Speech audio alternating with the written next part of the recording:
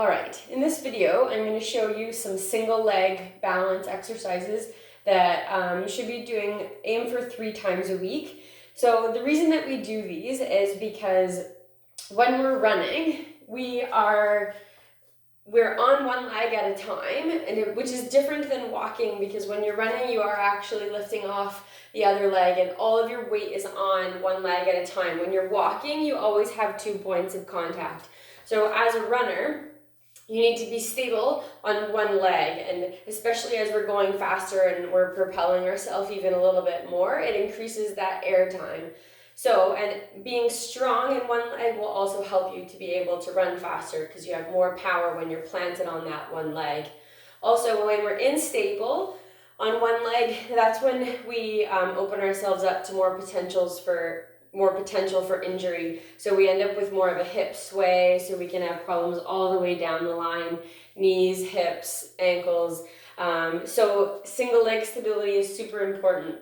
So when you do these exercises as well, I do recommend doing them in bare feet, so without your shoes on. This helps with your proprioception. Shoes can change things a little bit, so this really forces you to be working even more of the ankle stabilizers, all the little muscles in your feet, so up your perineals. So just a little bit more of all those little muscles that we need to be stable on one leg.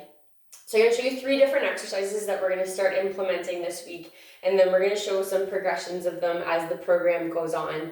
So the first one here that you're going to do is, so a balanced knee. So this knee comes up, my toe is pulled up, and then I extend forward, and then I reach towards the ground. So this is one where if you can touch something there, you could use your water bottle.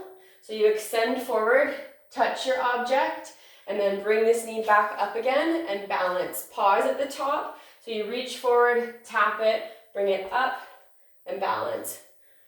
Tap all the way through. So you're trying to do 10 to 15 reps, keeping this leg up off the ground the whole time, and up and pause.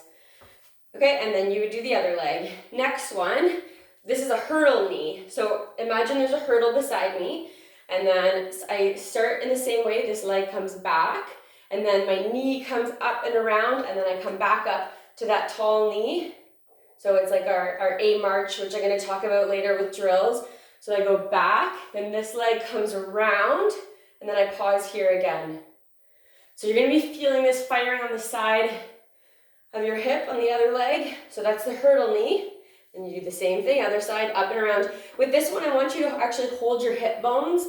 So this is a cue for you to, at the pause point, make sure this leg isn't hiked and it's not dropped. So your fingers should be in line here at the high knee point.